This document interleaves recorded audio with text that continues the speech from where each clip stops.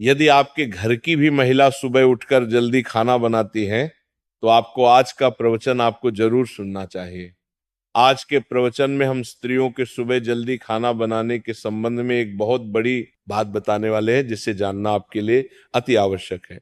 प्रिय माताओं बहनों, स्त्री घर की लक्ष्मी मानी जाती है।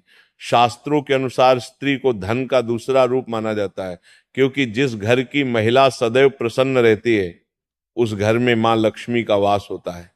आज हम एक छोटी सी कहानी के माध्यम से बताने वाले हैं, जिसे जानना आपके लिए बहुत ही ज्यादा महत्वपूर्ण है कि जिसके घर की महिला सुबह जल्दी खाना बनाती है, वो ये 5 महत्वपूर्ण काम रोज करती है तो उसे घर में क्यों स्वयं माता लक्ष्मी जी वास करती है। किसी नगर में एक श्याम नाम का आलसी रहता था।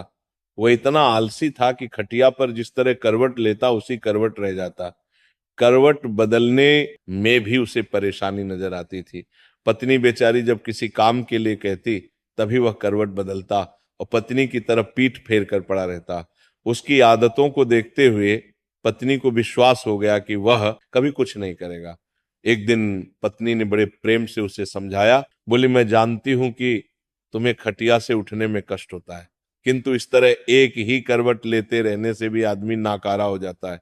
बाहर नहीं जाना चाहते हो तो खटिया पर बैठे बैठे ही कुछ करते रहो। तब वह श्याम सोचने लगा, ऐसा कौन सा काम है जिसे खटिया पर बैठे बैठे ही किया जा सकता है।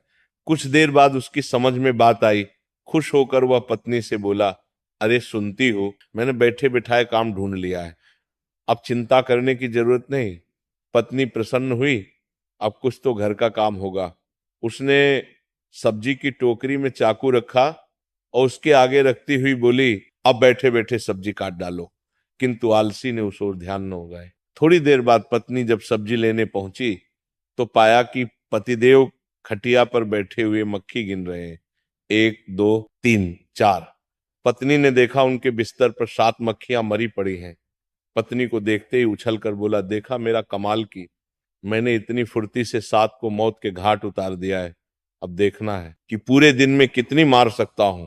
आलसी महाराज को अब यही धुन सवार हो गई। उसे जहां मक्खी दिखती वहीं फट से हाथ मार देता। कई बार तो अपनी ही गर्दन पर इतनी जोर से हाथ जमाया कि उसकी गर्दन टेढ़ी हो गई। कई बार पत्नी की नाक तोड़ दी। मक्खी मारने के चक्कर में उसने घर के बर्तन तोड़ डाले। उसने प्रतिज्ञा कर ली कि कम से कम 1000 मक्खियां मारकर ही दम लेगा। जल्दी ही वह दिन भी आ गया जब उसकी प्रतिज्ञा पूरी हुई। उस दिन आलसी ने सारे शहर का चक्कर लगाया, कंधे पर बांस का एक मजबूत डंडा रखा और खुशी से उछलता कूदता अपनी बहादुरी का बखान करता जा रहा था और सोच रहा था कि आज हजारों को मौत के घाट उतार आया हूं। ये सुनकर लोग भयभीत हो गए। सारे शहर में हवा की तरह बात फैल गई कि उसने हजारों को मौत के घाट उतार दिया है। लोगों ने उसका नाम हजार मारी रख दिया। अब आलसी महोदय जिससे सड़क या गली कूचे से गुजरते, वहीं लोगों की भीड़ उमड़ पड़ती। उसे बहादुर को देखना चाहिए जिसने हजारों को मौत के घाट उतारा है। धीरे धीरे हजार मरी सारे राज्य में प्रसिद्ध हो गया। कुछ दिनों बाद उस राज्य पर एक दूसरे राजा ने अचानक हमला बोल दिया। राजा के पास उस समय कोई अच्छा सेनापति नहीं था। उसने दूतों को आदेश दिया कि वे तुरंत सारे राज्य में घूमकर देखें और जहां भी उन्हें सेनापति के योग्य कोई युवक दिखाई दे, उसे फौरन हमारे दरबार में हाजिर करें। आदेश पाते ही दूर जहां तहां शहरों में घूमने लगे। उन्हीं दिनों में हजारमारी का नाम सर्वत्र गूंज रहा था। दूतों ने जब सुना तो वे उसके घर जा पहुंचे। राजा के दूतों को अपने घर पर आया देख हजारमारी भय से कांपने लगा। वह घर के अंदर एक अंधेरे कोने में दुबक कर बैठ गया। पत्नी से बातचीत होने पर मालूम हुआ कि राजा ऐसे बहादुर को अपना सेनापति बनाना चाहते, इसलिए तुम उसे जल्दी हमारे साथ भेज दो। पत्नी को लगा जैसे वो कोई सपना देख रही है। अपने पति की असलियत को वो जानती थी। सोचने लगी, काश ऐसा हो सकता। किसी तरह राजा के दूत हजारमाली को अपने साथ लेकर राजा के दरबार में पहुंचे। उसे लंबे तगड़े नौजवान को जब राजा ने अपने सामने खड़ा पाया तो मन ही मन प्रसन्न हुआ और पूछा, तुम्हारा ही नाम हजारमाली है? आलसी बोला, जी हुजूर, मुझे ही हजारमाली कहते हैं। राजा बोला, तुम्हारी बहादुरी के चर्चे हमने सुने हैं। हम चाहते हैं कि शत्रु के साथ हो रहे युद्ध में तुम हमारी सेना का संचालन करो। कांपते हुए हजार माली ने राजा की आज्ञा को स्वीकार किया और इस बात की सूचना देने के लिए घोड़े पर सवार हो पत्नी के पास पहुंचा। और ये सुनकर पत्नी की खुशी का ठिकाना ना रहा। उसने सोचा, हजार मेरी सेनापति तो बन गया, पर शत्रु की सेना का मुकाबला वो कैसे करेगा? कहीं ये डरपोक आदमी युद्ध के मैदान में घोड़े से उतरकर भाग आया तो राजा इसे जीवित ना छोड़ेंगे। उसने एक मजबूत रस्सी से हजार मारी को घोड़े से बांधना शुरू किया। हजार मारी ने पूछा, यह डरपोक आदमी क्या कर रही? हजारे की पत्नी ने जवाब दिया कि मैं आपको घोड़े के साथ बांध रही हूं। स्वामी हजारी ने पूछा कि ऐसा किस लिए? पत्नी ने जवाब दिया, इसलिए आपको घोड़े से बांध रही हूं कि कहीं आप लड़ाई के लिए उतावले होकर घोड़े से कूद पड़े और पैदल ही ना लड़ने लगे। वापस लौटने पर भरे दरबार में जब लोगों ने हजार मरी को घोड़े से बंधा हुआ पाया तो उनका उत्साह और भी बढ़ गया। ऐसा वीर सेनापति दूसरा कौन हो सकता है? तब सेना युद्ध के लिए तैयार थी। राजा की आज्ञा पाते ही हजार मारी के नेतृत्व में वे युद्ध भूमि की ओर चल पड़े। शत्रु की सेना को जब मालूम हुआ कि एक बड़ी फौज के साथ हजार मारी मुकाबला करने चल पड़ा है तो उनके योद्धाओं का धैर्य टूट गया। उन्होंने सुना था कि हजार मारी अकेला ही हजारों को मार गिराता है। ये नाम सुनते ही बड़े बड़े योद्धाओं के होश उड़ गए। उन्हें साक्षात अपनी मृत्यु नजर आने लगी। हजार मारी की सेना का उत्साह आसमान को छू रहा था। मैदान में पहुंचते ही वे शत्रु की सेना पर टूट पड़े। दोनों सेनाओं के बीच घमासान युद्ध होते देख हजार मारी ने अपने घोड़े के साथ बांसों के घने जंगल में जा छिपा, किंतु उसकी सेना ने शत्रुओं को दम न लेने दिया। वह शत्रु का मुकाबला करती हुई उसे खदेड़ ले गई और अपने राज्य से निकाल बाहर किया। शत्रु पर विजय पाने के बाद अपने सेनापति की जयकार करते हुए जब सैनिक वापस लौटने लगे तो हजार मारी भी बसों के जंगल से निकलकर उनके बीच शामिल हुआ। वापस लौटने के बाद नगर में धूमधाम से विजय उत्सव मनाया गया। हजार मारी की वीरता पर राजा प्रसन्न हो। मेरे बहादुर सेनापति, हमें तुम पर गर्व है। तुम्हारी अद्वितीय वीरता के कारण हमें विजय प्राप्त हुई है। इसके पुरस्कार स्वरूप हम तुम्हें 1000 स्वर्ण मुद्राएं देते हैं। साथ ही हमेशा के लिए तुम्हें प्रधान सेनापति नियुक्त किया जाता है।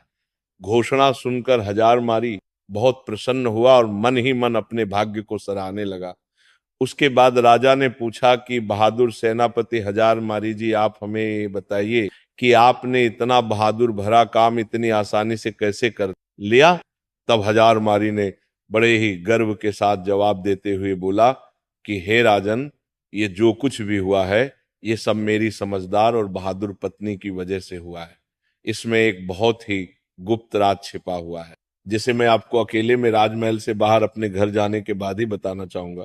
राजा ने पूछा कि सेनापति हजार मारी, ये बताओ कि तुम यहाँ वो गुप्त बात क्यों नहीं बता सकते हो? तो उसने कहा, यही तो मेरी सफलता का राज है जिसे मैं सबके सामने नहीं बता सकता। आपको मेरे साथ बाहर मेरे घर चलना पड़ेगा।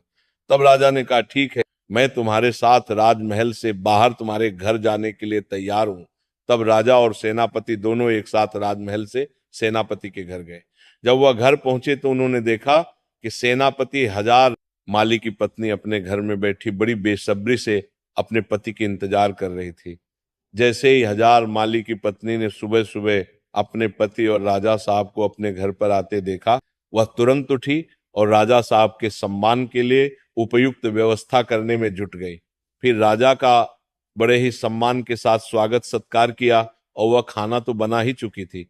तभी उसने राजा साहब को खाने के लिए भी चौकी सजा दी और राजा साहब को अच्छे से सुबह सुबह ही खाना खिला दिया। तब फिर हजार माली बोला, अब तो आपने देखा ही होगा और समझ भी गए होंगे कि मेरी जीत का असली राज क्या है। मतलब कि है महाराज, जैसा कि हम सभी को पता है कि जिस घर की महिला सुबह प्रातःकाल ब्रह्म मुहूर्त में उठ जाती है उसके घर में कभी भी लक्ष्मी की कमी नहीं होती है और उसके यहाँ लक्ष्मी में का वास होता है। और वही जिस घर में कोई महिला सुबह सुबह जल्दी खाना बनाती है उसे घर की तरक्की बिल्कुल पक्की है। क्योंकि राजा साहब और हम सभी लोग ये जानते हैं कि जिस घर में सुबह जल्दी खाना बन जाएगा तो उसे घर की तरक्की इस तरह से होती है, जैसे कि यदि सुबह जल्दी खाना बनेगा तो घर के बच्चे जल्दी से स्कूल के लिए भी चले जाएंगे। और यदि कोई व्यक्ति कहीं ऑफिस में काम करता है या फिर किसी को कोई जरूरी काम है, तो वह घर से कभी भी खाली पेट नहीं जाएगा। वह कहीं भी खाना खाने की बाद जा सकता है और अपना पूरा काम पूरी लगन और मन से कर सकता है। तो सुबह सुबह जो भी स्त्री जल्दी खाना बना लेती है, उसके घर में तरक्की होना बिल्कुल तय है। हजारमारी ने फिर राजा साहब से जो भी उसके जीवन में अपनी पत्नी के प्रति सहायता की बातें जितनी भी थी और वह युद्ध में किस प्रकार से जीता था, ये सब राजा साहब को पूरी कहानी बता देता है। तब राजा साहब ये सब जानने के बाद कहते हैं, आपने बिल्कुल सही कहा सेनापति जी। जिस घर की महिला सुबह जल्दी ब्रह्म मुहूर्त में उठ करके सारे घर के कार्य कर लेगी और सुबह जल्दी खाना बना लेगी, उस घर की तरक्की तो बिल्कुल तय है। उसके बाद राजा साहब ने हजारमारी की पत्नी को ढेर सारी असरफियां और जवाहर से सम्मानित किया। किसी भी घर की तरक्की के लिए महिला का योगदान सर्वोपरि होता है। और किसी ने कहा भी है कि किसी भी कामयाब व्यक्ति के पीछे किसी महिला का हाथ जरूर होता है, और घर की महिला यदि चाहे तो घर को स्वर्ग बना सकती है। आज का प्रवचन यही समाप्त होता है। बोलो राधे राधे।